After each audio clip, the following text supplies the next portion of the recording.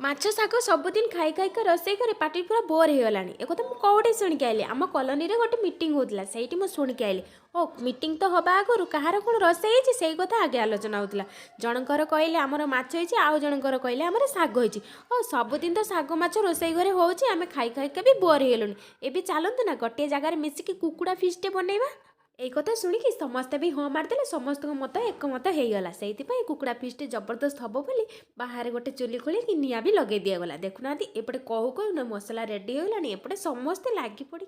प्रस्तुत भी करदे। हो आमर तो सुरुखुरे रोसई चलती आपण मैंने कहतु ना यार कौ नामकरण देवी अंधार रातिर बणभोजी ना अंधार रातिर फिस्ट